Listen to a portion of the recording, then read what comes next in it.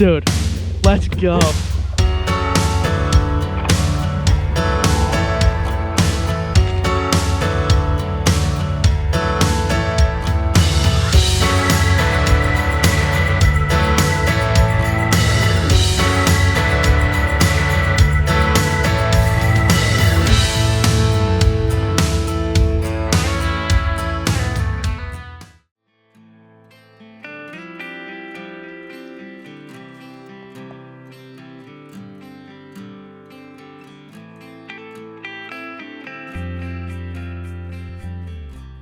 What's going on, everybody, and welcome back to another episode of Untamed Outdoorsmen. Today we are back on a brand new kayak build on the YouTube channel, and we're going to be calling this, I guess, a mini series on this Bonafide PWR.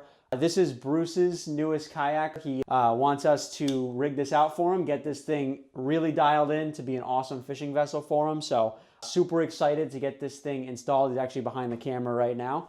Yeah, it's going to be a lot of fun. So this is just going to be kind of an overview video for now. We're going to be we have two planned build series episodes on this PWR.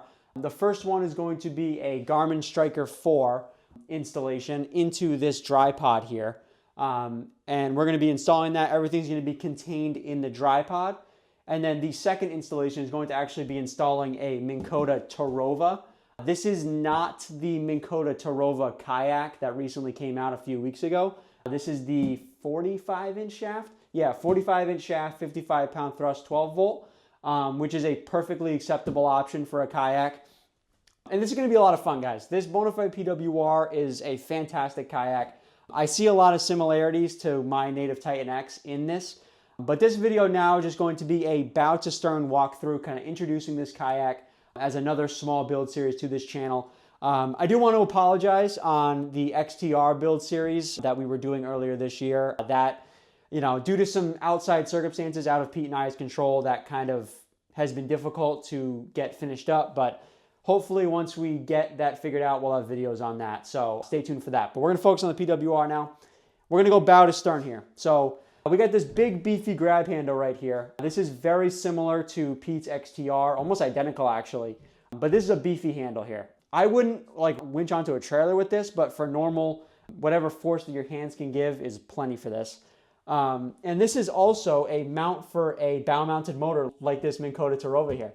So this will be great, super similar to the Titan X and how it's set up. Right here you have a, I guess, multi-purpose holder here. Many people use this for a paddle, but many people also use this for like a catch board as well, because you kind of get the mount and then it gets held in by this, which is pretty cool. You have the power link plate right here. This is new for the recent big adventure kayaks. So this kayak, my Titan X, and the XTR all have this, and I love it. This is probably my favorite feature on big adventure kayaks right now. Right here, these are the rod holders.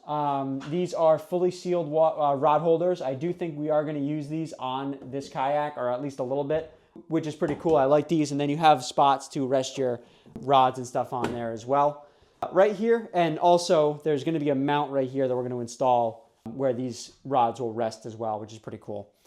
But I'm going to open up the dry hatch here. This is a pretty beefy dry hatch, also all made in the USA stuff.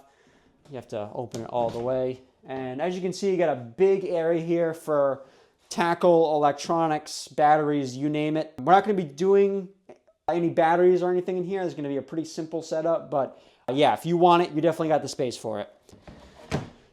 We got another power link plate right here. This could be for people who want to put a bigger fish finder here and then run their electronics into a battery back here, which could work as well. You have two mounts here for whatever it may be, Yak Tech accessories, track packs, whatever it may be. But you can also put a captain's bridge on this if you want to as well, which is pretty cool. Bonafide sells the captain's bridge as well for that. Going into the middle section here, we have our dry pod. So this is going to be kind of the, I guess, base of operations for our fish finder setup here. I'm going to be showing how to put in a Garmin Striker 4 right into the center hatch here and make it look really good. So stay tuned for that. You got this really nice deck here with this really high quality matting. This is the strong blue color, which comes with the tan carpet. And then you also have your foot controlled steering for your rudder back there as well, which is really, really cool. I like that a lot. more tracks for whatever you may want.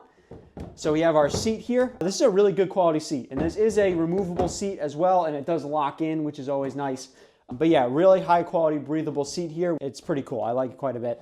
You have some storage here for whatever you want, maybe tackle, battery, whatever it may be. I'm going to open this guy up. So you got a lot more in here. So you have a lot of power link plates on this kayak. You have 2 power link plates right here. You can use these for whatever you want. A lot of people like to put a yak power switcher back here. We're not going to be doing a yak power on this kayak, but a switcher in here is an option for many. One of these is going to be used for a trolling motor plug on the battery side, which will be pretty easy. We'll show how to do that. But yeah, pretty cool stuff. And then coming over to the rear here, you have something to hold your seat in. You have a strap, I'm assuming for a battery. And then over here you got a pretty large tank well, can easily hold a Yak Attack Black Pack. We have the Wilderness Systems crate for this, which will obviously fit it no problem. You have this little track here, which I like because the company One Objective actually sells a battery holder, which pushes into the battery so it doesn't wobble around or anything, which I think is really cool. And we'll definitely be doing that on this kayak for this install at some point.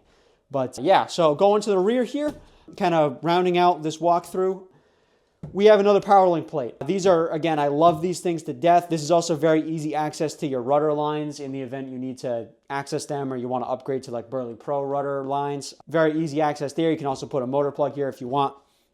You got 2 more tracks, which is a great spot for like a navigation light or a navigation flag, because in our state you do need to have red and green marker lights as well as a rear-facing light for a kayak trolling motor.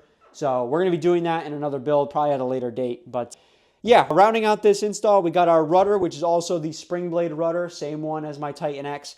If the rudder is down in the down position, so this is down, this is up. So down, you can actually turn it to how you want. If it's up, you can't turn it, but it's recessed and hidden away. So that'll work good. And then back here, you do have 3 mounts here. These are for power poles and Newport NK180, NK300 motors that are 24 volt and 36 volt, whatever you want. You can fit them back here. And then you just have a handle in the back here that is also spring loaded so you can tuck it away. And then we got our flag here as well for safety on the road. But yeah, guys, so that is it for the walkthrough. In terms of what to expect for a build, like I said, right now we have 2 that we are 100% going to be doing. We kind of have a sense of urgency with this one because we are in fishing season now and we want to get this thing on the water as soon as possible with all of these new modifications. So I'm definitely going to be doing them pretty quickly. But yeah, fish finder install is 100% happening. Motor install is 100% happening. There may be more stuff at a later date, but as of right now, that is 100% what we're going to be doing. Maybe a video on nav lights at some point too, but yeah, there's more to come past these 3 total videos. Yeah, thank you guys so much for watching, and hopefully we'll have a great build series for you guys, and thank you for watching.